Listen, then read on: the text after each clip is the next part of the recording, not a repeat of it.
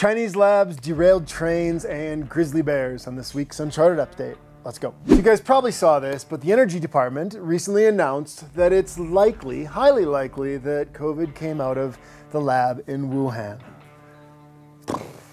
My guess is all of you probably already knew this, right? Here's a couple weird things. Why the Energy Department? Why are they worried about COVID?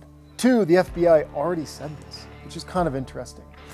The reason it's making a big story now, I don't know, but my guess is they probably leveraged this thing as long as they could before finally admitting what we all knew. Leverage? What do you mean by leverage, Christian? Let me tell you what I mean. So while small businesses like Uncharted and millions of others around the country were being shut down and being forced to do all these things that really barely kept them alive, you've also got people who were being demonetized on YouTube for even acknowledging it. People were getting canceled for saying this. Well, that's all going on. Guess what? The pharmaceutical companies made $100 billion alone in 2022. That's right. Pfizer, BioNTech, and Moderna made $100 billion collectively in 2022. How much money is that? That's $1,000 a second. So look, we're tired of COVID. I know you're probably like, are we going back there? I don't want to talk about it any more than you do. But there's a point here. My point is this. History will repeat itself if we don't learn. And look what happened. Look at all the things that happened to good, hardworking Americans, and look at where the money went. Promise me that the next time this happens, and I guarantee you something like this will happen, we don't let it happen again. The only way we get through this is if we all raise our voices together, and that's my message today. Heading over to Ohio, East Palestine, where that 38-car derailment is causing all sorts of chaos. Well, the new report is that 43,000 aquatic animals, fish, frogs, things like that, have already died, with more to come. 43,000 aquatic animals. But local officials are saying it's an all clear. The air's fine, the water's fine, you guys can return. So what's really going on? We've got dead animals, and then we've got the people we're supposed to trust saying, hey, it's all good, you can go back to work, you can go back to school. Well, this takes me to an interesting thing we talked about previously, where I want to share some news sources that I really trust and admire these days. And one is an Instagram account called Real News No Bull.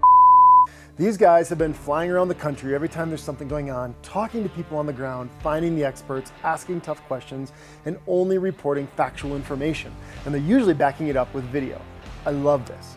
Well, these guys did it again. A couple days ago, they met up with Stephen Petty. He's an independent environmental scientist, and he's in East Palestine taking his own water samples. They caught up with him and asked what was going on, and his answer was actually pretty interesting. Our government is testing, but they're testing for the wrong things, and they're using cheap tests that don't actually give you results. So they can go in there, dip a little litmus test, and go, hey, see, it's clear. The reality is, those aren't good tests. Now, is it bad? Are they covering something up? Well, Stephen didn't say that. What Stephen said was, it's still inconclusive, he's doing more research. But I promise you guys, this is a guy to follow. He's starting to pop up all over. Look him up, look up Real News No Bull. Let's stay up on this, because this is the way we get to the truth in what's actually going on. So last, little animal section here. I got sent a video today by a grizzly bear attacking skiers. Skiers? Aren't they supposed to be hibernating? That was my first question. And here's a couple things I want to go over. Now, grizzly bears are a very, very unpredictable animal. And most of the time, they don't have predators, so they're not really afraid of anything. So let's just throw out the fact that this thing's awake in the middle of winter, which is weird in itself, and look at what you should do if something like this happens. As you can see in this video, the bear attacks kind of a family. There's a guy on skis, and there's some people walking around. Maybe there's a hiking trail nearby. The bear quickly identifies the smallest person in the group, a child, and goes after them. Luckily, the dad went towards the child as well, which paused the bear, and as people came around this child, the bear had second thoughts and backed off. What can we learn from this? Well, a few things. One, if you're ever around a bear of any type and they are sizing you up and there's no way to quickly get out of there, the best thing you can do is get everyone you're with together and get as big as you can. That skier should have put his poles in the air. Bears measure threat by size, and if you act like you're 15 feet tall, they're going to translate you a lot differently than if you curl up in a little ball and look 3 feet tall. 2, why is this bear not afraid of humans? Well, a logical solution, given it's near what looks to be a ski resort, is it's probably been fed. The bear simply relates humans with food.